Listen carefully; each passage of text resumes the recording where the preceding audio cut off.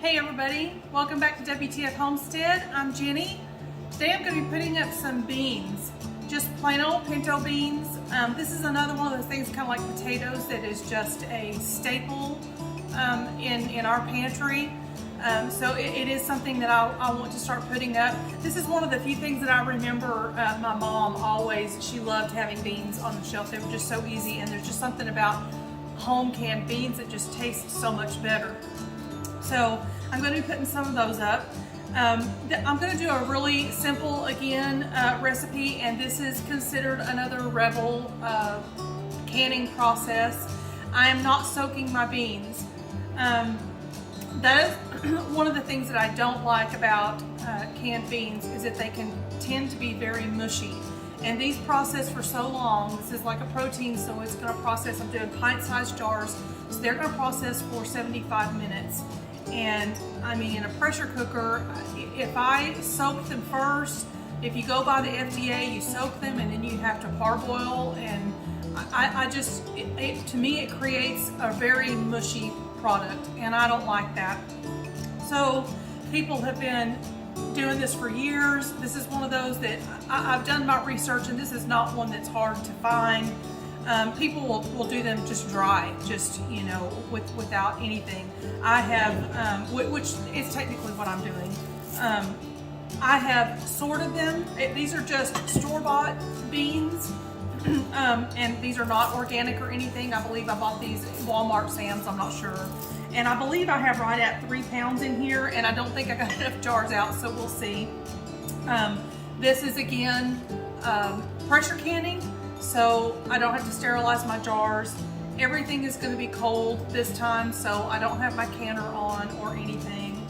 I'm going to do mine very plain this time. I may end up doing some in the future that have a little bit more spices in them, like Mexican spices for some refried beans, or maybe some chili powders and things like that for maybe chili beans. And I really want to do some baked beans, but I haven't found a recipe that I just really want to do. I like them on the sweet side. My husband does not, so I have to find one that's kind of a happy medium there between kind of a spicy barbecue and a little bit of sweet that we'll both enjoy. So this time I'm just going to do them very plain. I'm just going to do some salt and pepper, and you don't even have to do that. You could seriously just do the beans and water, and that's it.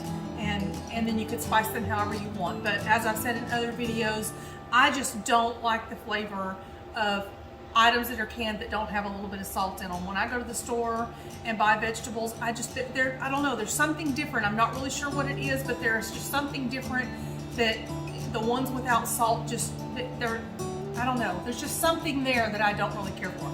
So I will be adding a little bit of salt, and then I'm also going to add just a little bit of black pepper. And again, this is nothing special. My salt is just a canning pickling salt, so non-iodized, and then just some regular, great value, just Walmart black pepper. So I'm just going to get my jars here. Let me grab a measuring cup right quick.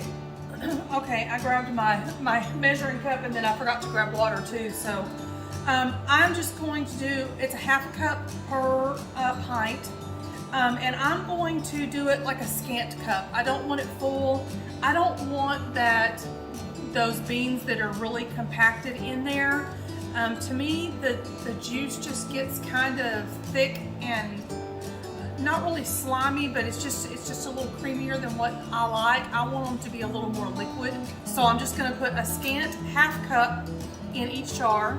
I'm going to do a half teaspoon of salt, a half teaspoon of black pepper, and then I'm going to fill the jar up to a 1-inch headspace with just plain water, and that is it. These are super, super simple, but you can add any spice that you wanted. I even watched a video, one lady that added some of the, I believe it's the Southwest Ranch. I bought it before, made dips and stuff out of it, and she added like a teaspoon of that to each one. I thought, oh, that sounds really good. I don't have any. I actually looked in my pantry because I thought I was going to try a couple of jars like that, and I usually have that stuff on hand, but I didn't have any. So anyway, next time I'll be doing that. I also want to do some, most of the time that I cook just plain pinto beans that we do as like a side dish, I do. We like pepper. So we do heavy black pepper. I usually throw in some mushrooms and green chilies. So I think I'm gonna do a couple of jars next time. I looked again, that was another thing, and I have no green chilies in my cabinet. So I need to go make a run to the store. I also want to put up some black beans pretty soon, and I know I'm completely out of those. So I will be making a store run, and I'll just do another video on those. But I want to try some and can some with the green chilies and the heavy pepper. And so that way all I have to do really is add the mushrooms. I could probably even add the mushrooms to them, but because how long I have to process these, I'm afraid the mushrooms would just be basically non-existent. So that's something I'll probably just add after the fact as I'm cooking it. So anyway, let's get this started. Like I said, I'm just gonna do a half cup. So like this, that's a half cup, and instead of it being full, I'm just gonna kind of scrape a few out. Nothing, there's no scientific measurement or anything here, so I just want that little extra space for the water.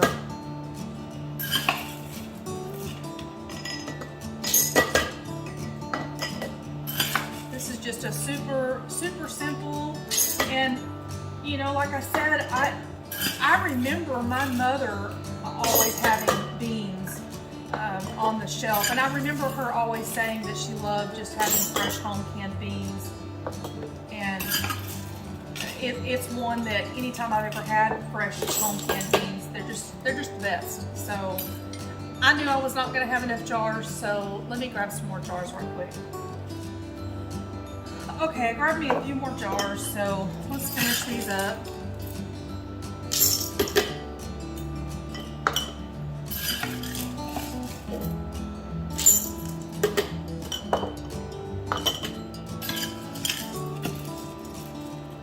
I love beans. I actually like just several different kinds of beans. I like in certain things.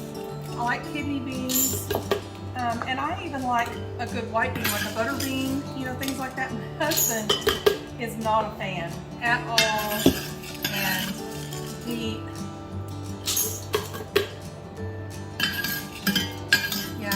just, I'll tell him that I want to make beans, and I'll look at him at the store, and he just looks at me like I've lost my mind. No, I'm not a fan of like lima beans. I've tried them in a few things. Now the only way I can do things like that are like those 7-bean soup type things where there's a mix. I don't mind those, and there's so many beans out there that I don't even know what they are. I go to the store and I see them, and I have no idea how people use them, you know. I'm not sure. Just kind of one of those things that I guess outside of green beans and pinto beans and kidney beans, you know, those that you hear about all the time, I've never, if I've had them, I don't remember, so I'm not sure. Anyway, here's my salt. I'm just going to do my ½ teaspoon in each one.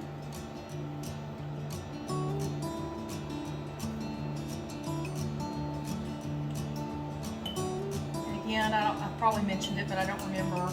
Just don't use iodized salt when you're canning. It doesn't really do anything to the food, but it can make all of your foods turn brown. So, although I guess beans are already brown, so maybe it really wouldn't matter in here, but I don't do it. I use pink Himalayan salt most of the time, but I bought a big box of just canning pickling salt, so that's what I've been using here lately. And since these are not organic or non-GMO, I mean, there's just nothing, there's nothing special about these at all. These are just plain old store beans, so I don't really see spending the extra money. Now this is my black pepper, and the same thing, I'm just doing a half a teaspoon in each jar. And then I just have water. This is just tap water, and it's cold. So let's see if I can do this without spilling. And we just want to go to that 1-inch headspace.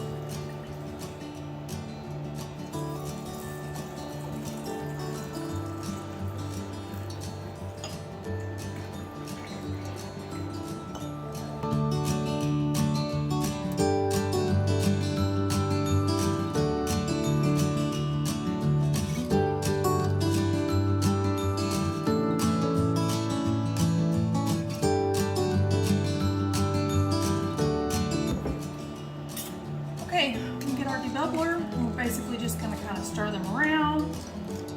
Just make sure there's no bubbles down there.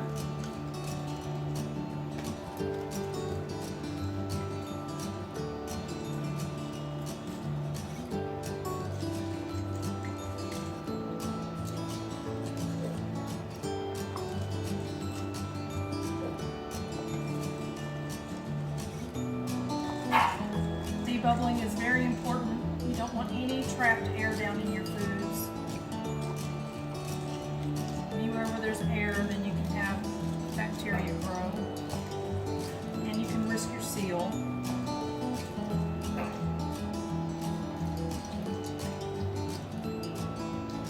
These really aren't that big a deal though, since there's so much liquid in just that little bit of beans, but it's a good practice to do all the time. Let me grab a spoon. So if you can see, I'm not sure how far away you are, but the bad beans will float to the top. So if there's anything wrong with them, or even like just the skins and things like that, they will float to the top of the jars. So once you put the water in and you kind of debubble a minute, if anything floats to the top, just grab your spoon and take them out. You know, you don't want, it's just like, you know, if you were making jelly or something like that, you have, you want to make sure that you've got good fresh produce, and you're not going to do anything in any way to make your food go bad. So if you've got a couple of bad beans in there, it takes what, a couple of seconds here to fish them out, and then you're good to go. So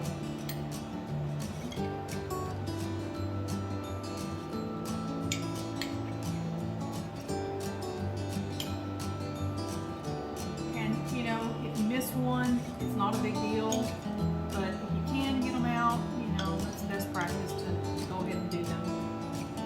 I got one, if you can catch it, it's kind of like trying to catch a fish, I guess.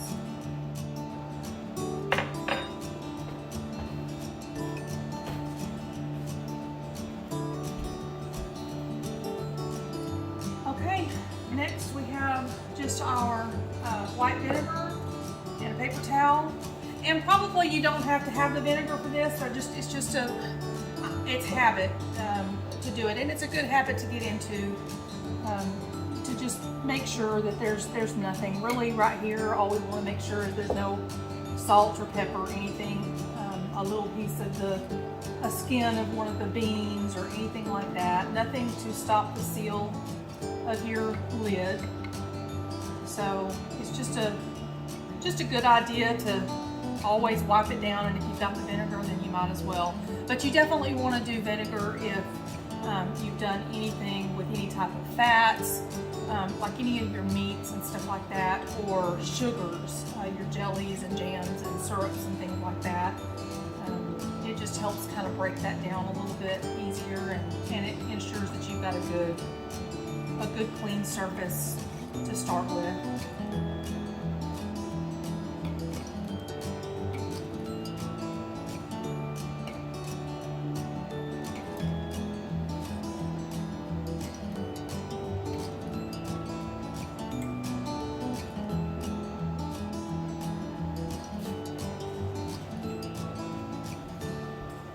Lids, they're good and hot over here.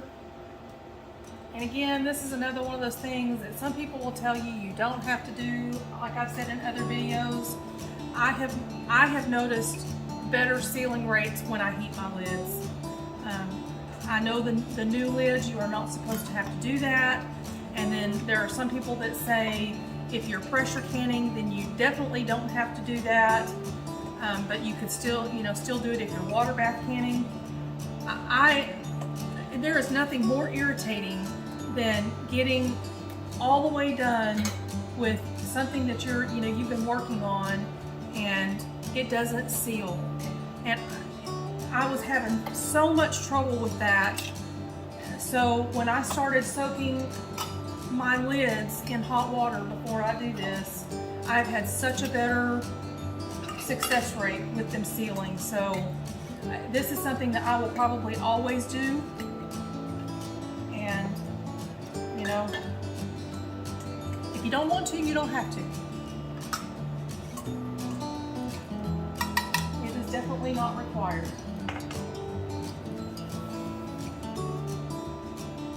And now we're just going to get our rings on. Finger tight.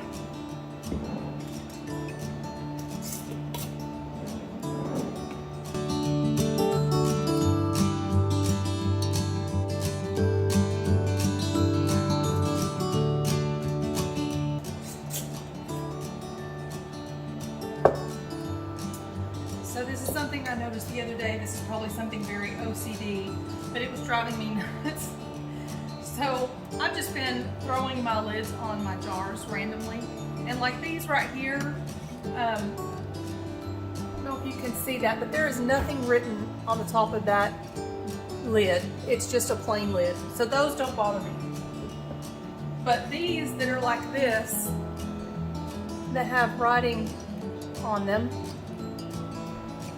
they were driving me nuts the other day when I was putting my jars up, and it has writing on the lid, and then there's a design or writing or something on the jar, and they did not line up. I don't think it ever occurred to me before to line those up. This is probably something that's totally in my head, but it drives me nuts. So now I'm making sure that my lids are on the right way so that they look pretty sitting on my shelf. That is something else you definitely do not have to do. This is just crazy land here in my head that makes me do it. So we're gonna do it that way. I like it when my jars on my pantry shelf, where all of the designs, the embossed designs and things on the jars, where they're facing out.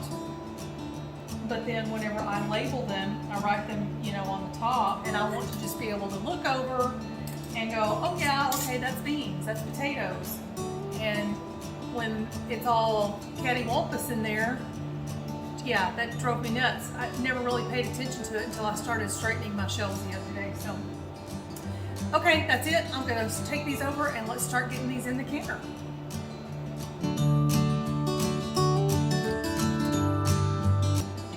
Okay, got my first batch in there.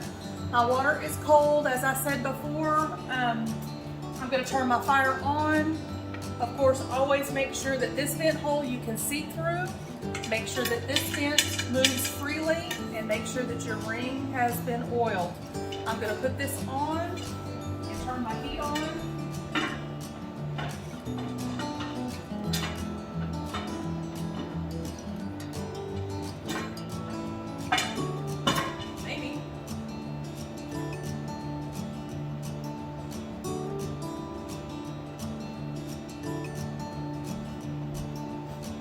And I'm going to leave it there until it starts to steam really well. Once I get a steady stream of steam coming out of it, I will bring you back and we'll go on to the next step.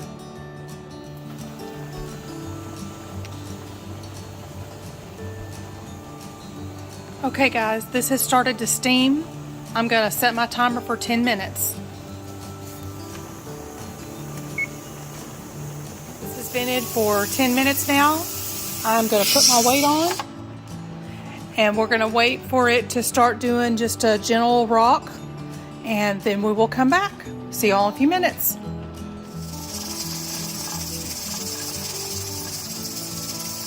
So we have a gentle jiggle going on. I set my timer for 75 minutes. Again, this would be 90 minutes if it was for quarts, but I'm just doing pints, so 75 minutes. Don't forget to regulate your temperature. Turn it down. Usually you don't have to leave it on high. Turn it down. This is such a long process. It's these long processes like this that you take the chance of running out of water, and you do not want your canner to run dry. So watch it, come in and check it every few minutes until you know it's regulated really well, and just keep an eye on it. If it runs dry, then you have to reprocess, and it can just ruin the whole thing. So anyway, that's it for right now. I will see you guys back here in a little over an hour. Hey guys, welcome back. Okay, these are done. They've been done for probably about 30 minutes or so. I was waiting until the pressure came down and this went down. So now we're just going to take off the weight, and then we'll open them up. Let the steam out.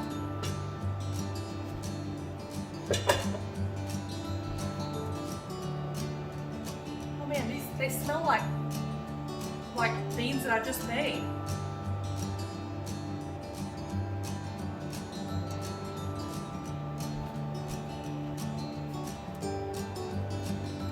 Can you see that? Those look really good.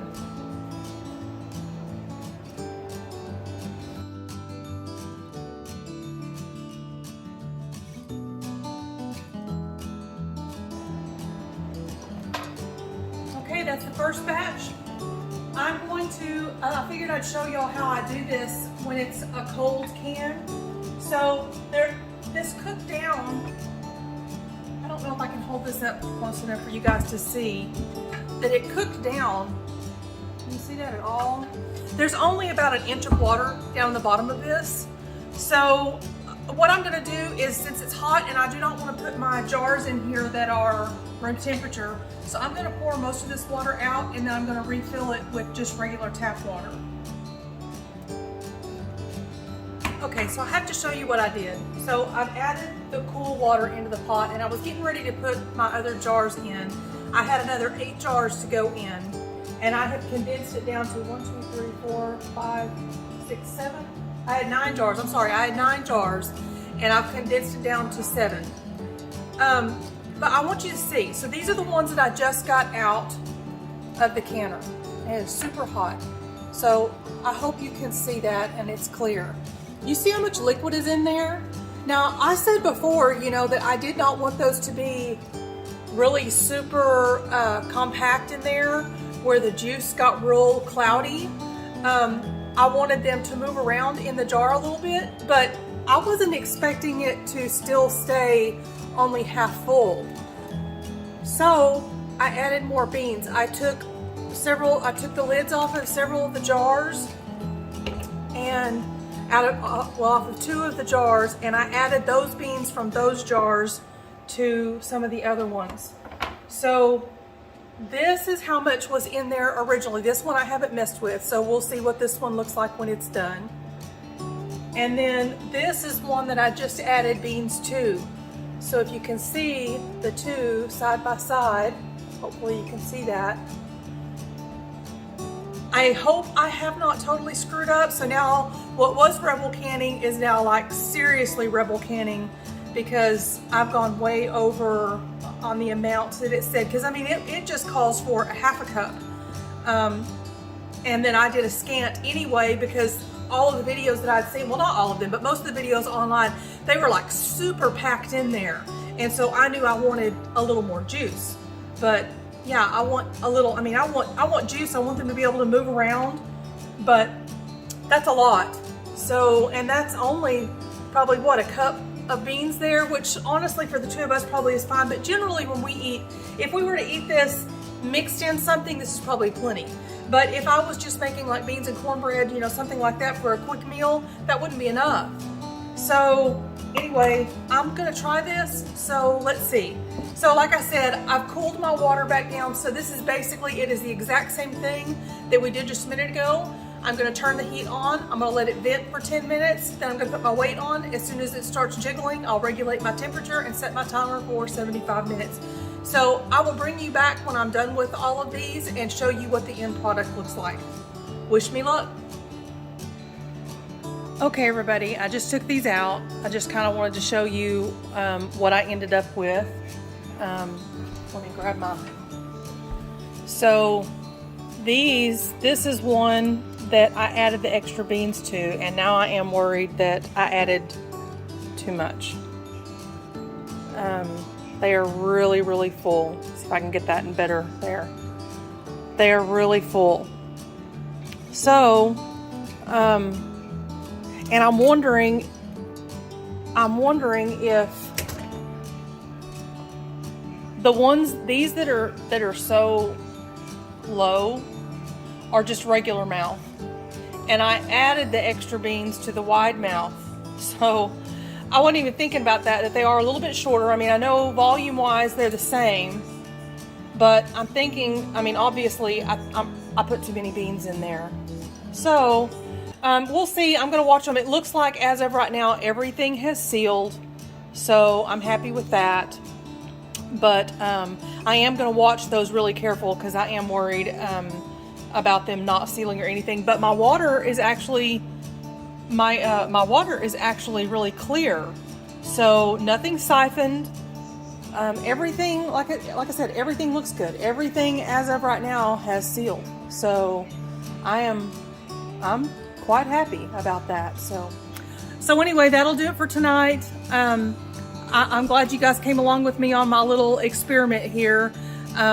Like I said, I hope they turn out really well. They smell really good. I mean, they smell just like beans, you know, that have been cooking in a crock pot or something all day today. So I like that. And if those turn out fine and I don't lose a seal or anything, that'll be just the right size for us for like beans and cornbread, you know, things like that. So I'm really not super worried about it because they've already sealed at this point, or it looks like they have. But I'll let you know if I have a lot of trouble with them not sealing or anything like that. I will update and let everybody know, hey, don't do what I did and add extra beans to them. So, but anyway, other than that, super easy project, and it's something really good to have on your shelf if you're like me. We love beans. My husband loves refried beans, so this will be super quick and easy to just pull them out, mash them up, add some seasoning, and we're good to go. So anyway, that'll do it for tonight, and we'll see y'all in the next video. Bye-bye.